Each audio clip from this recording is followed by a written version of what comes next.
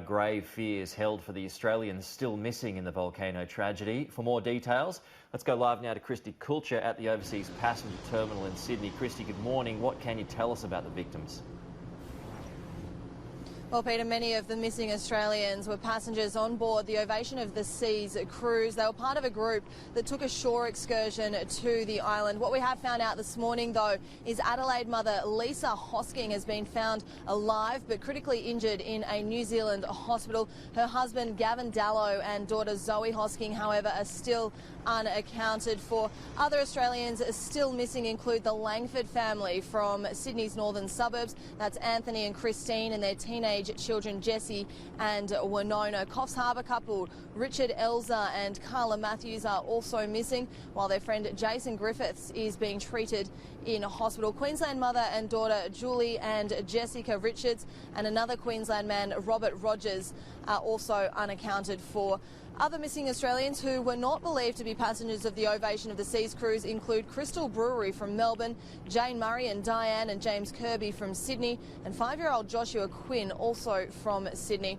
Concerned family and friends are desperately trying to find out whether their loved ones are being treated in hospitals across New Zealand or whether they are among the deceased, 3 of which Foreign Minister Marise Payne has said are Australians. Christy Kulcher live for us in Sydney this morning. Christy, thank you. 6th death has been confirmed after Monday's volcanic eruption on New Zealand's White Island. 8 other people remain unaccounted for. A number of Australians are feared to be among the dead. Live now to New Zealand correspondent Jackson Williams. Jackson, what do we know about this latest death? Well, this person died in Middlemore Hospital in Auckland. Health authorities warned us yesterday that there are likely to be further deaths, such as the sheer number of people with critical injuries, such severe burns. New Zealand's burns units are at capacity at the moment. That health authorities say they are hoping that some of the patients will be well enough to be able to travel to hospitals in Australia so they can continue to receive treatment there. The death toll is at 6. 8 other people are presumed dead. They are unaccounted for on White Island.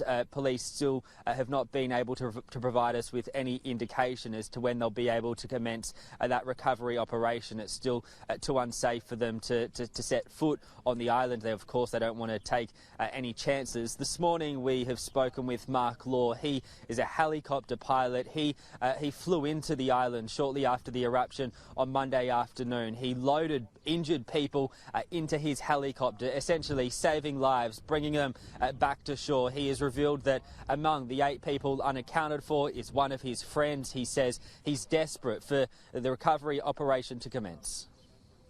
Hayden Inman, he's there, and he's a really good friend of ours, the whole local community, and was a real top bloke and a real ambassador for New Zealand as far as tours go to taking people around White Island, and he's there, and we want to get him home. Jackson, a bit of confusion about when it comes to a police investigation. The police had said yesterday that there was going to be a criminal investigation. Now he moved to clarify those comments. So what is the answer there?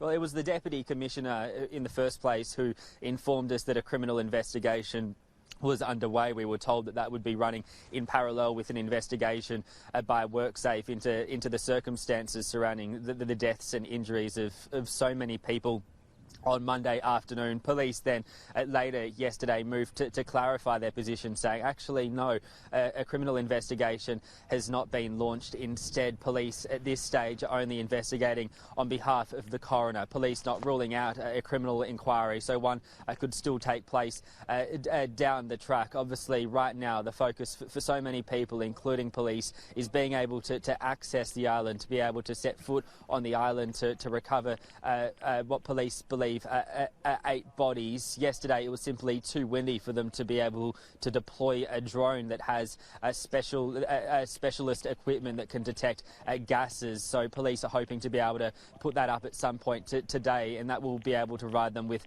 a better gauge of just how safe it is on the island, Peter. All right, Jackson Williams live for us in New Zealand.